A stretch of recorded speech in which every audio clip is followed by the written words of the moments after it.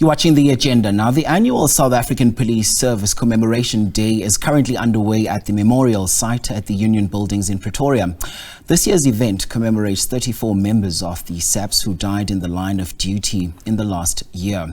Now, SABC News reporter Patricia Visagie joins us live as she speaks to the family members of the fallen heroes. Patricia, thank you so much for your time this hour. Take us through some of the conversations that are happening there on the ground. Well, thank you so much for coming to us here at the Union Buildings. A big day in the annual, calendar date of South Africa, the official commemoration of SAPS Day.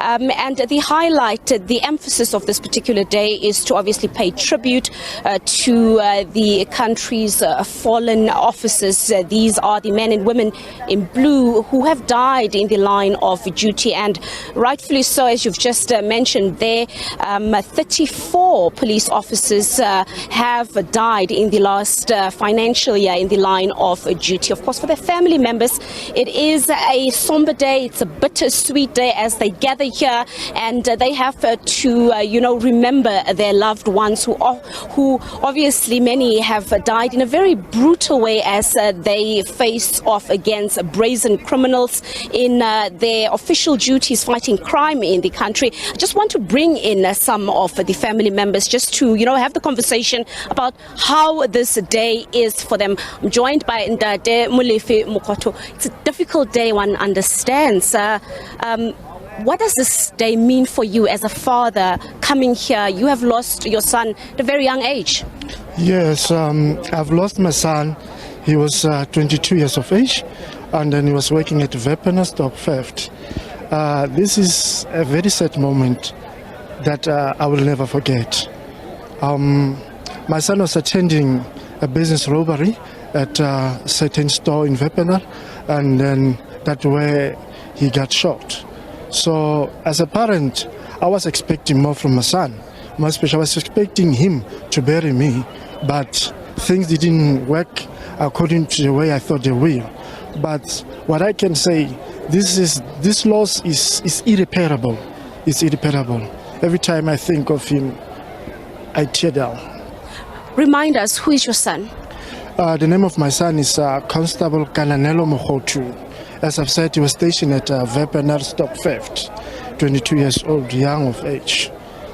Are you receiving enough support as a family from SAPS management? I want to thank the SAPS for the support that they gave me from day one when I received the news. They were with me and my family until now. They're even giving me some calls, making sure that everything is up to standards. I respect the CPS for the service that they give to me.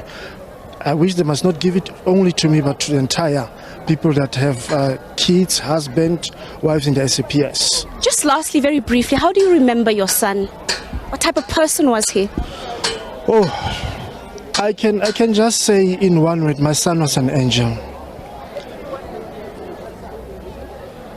He was an angel. But what I can say, even to those people that did that, I don't wish they can experience what I'm going through because of them.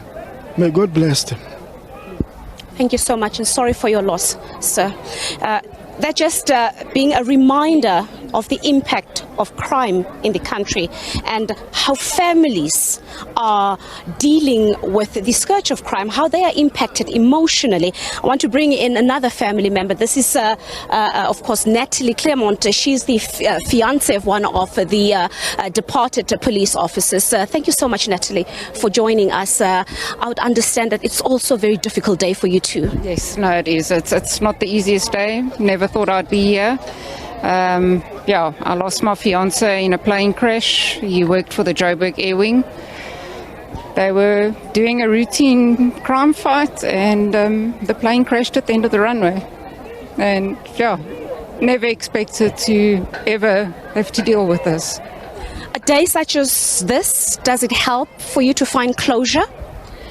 It helps to a certain extent. At least I know he is remembered. There is a family out there in the SAP. And yeah, he did his job with passion and he loved it. And at least I know it's not in vain.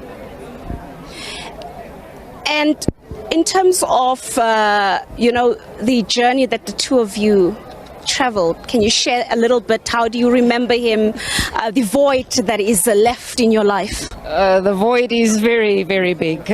He was a quiet man with a very big personality. The road that we traveled in the years that we were together, I don't know if anybody will ever fall. He had a very set sense of humor, was always teasing me, was always tormenting his work colleagues. He did his job with absolute passion and concentration, and when he was at home, his family was everything, and we were put first before anything. And yeah, unfortunately he's left me and his daughter of 21 years old, and yeah, so we've got a big void.